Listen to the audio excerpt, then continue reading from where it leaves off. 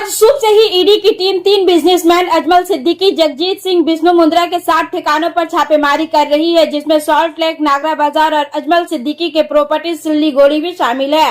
ED सूत्रों के मुताबिक साल 2015-2016 में लड़की तस्करी मामले में बड़ी रकम का लेन देन किया गया था, जिसका अब अता पता नहीं चल रहा है। याद रहे कि जगजीत सिंह कई बार डांस और बार और होटल के ऑनर है। वहीं अजमल सिद्दीकी भी इलीगल तरीके से बागुईहाटी में चलाए जा रहे डांस बार, बेवाच और होटल टेगोरिया गेस्ट हाउस की आड़ में लड़की स्मगलिंग और जिस्म फरोशी का धंधा करवाने का इल्जाम लेक टाउन, न्यू टाउन और बागुईहाटी थाने में कई एक मुकदमा भी दर्ज है। अजमल सिद्दीकी का नाम आते ही लड़की तस्करी केस का मामला जहन में नमूदार हो जाता है। ये वो नाम और चेहरा है जिस पर भोली भाली कमजोर लड़कियों को नौकरी का लालच देकर जिस्म फरोशी करवाने के कई मुकदमा दर्ज है। ये मैं नहीं बल्कि कई न्यूज़पेपर और चैनल्स बता रहे हैं। सिर्फ यही नहीं, अजमल सिद्दीकी 6 मुजरिमाना मुकदमात का मुलजिम भी है। इसके साथ ही साथ इसके सर पर तृणमूल कांग्रेस माइनॉरिटी सेल के जनरल सेक्रेटरी और बड़ा बाजार बिजनेस एसोसिएशन के चेयरमैन का तमगा भी है, जिसकी आड़ में ये एक तरफ समाज सेवा का दिखावा तो करते हैं, वहीं दूसरी जानिब 8 सितंबर साल 2016 के टाइम्स ऑफ इंडिया के रिपोर्ट्स के मुताबिक अजमल सिद्दीकी पंजाब, यूपी और औरंगाबाद जैसी जगहों से भोली भाली नौकरी की जरूरतमंद लड़कियों को नौकरी का लालच देकर कोलकाता लाता और फिर इन्हीं लड़कियों को जिस्म फरोशी करने पर मजबूर करता।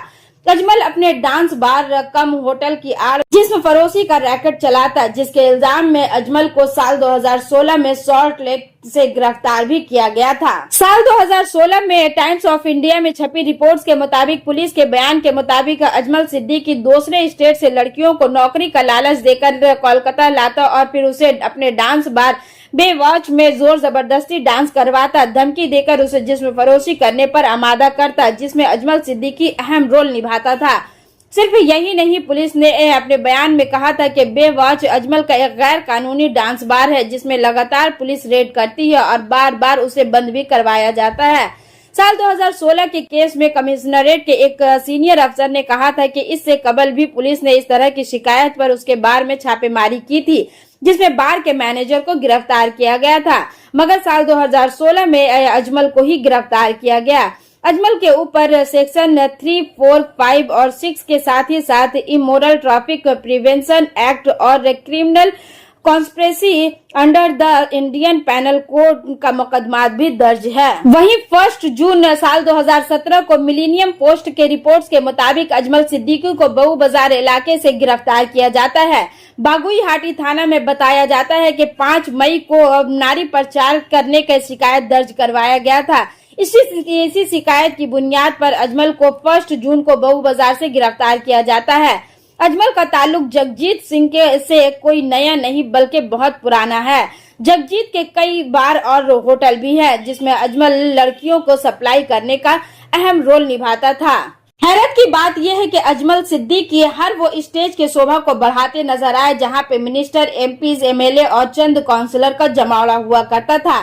अजमल सिद्दीकी का ताल्लुक राम रहीम मार्केट से भी है।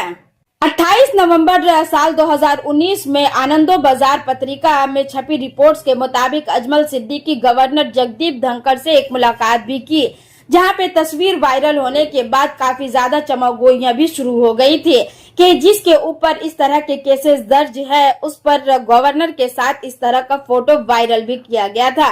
ईडी फिर से एक बार अजमल सिद्दीकी, जगजीत सिंह और विष्णु मुंद्रा के फाइल का नाम खोल दिया है। बताया जा रहा है कि लड़की स्मगलिंग मामले में एक मोटी रकम का लेन देन किया गया था, जिसको लेकर ईडी काफी ज्यादा सतर्क नजर आ रही है। अब देखना ये होगा कि साल 2016 और 2015 में लड़की स्मगलिंग मामले में किस तरह का इन लोगों ने अहम रोल निभाया था और अब भी इनका क्या रोल है।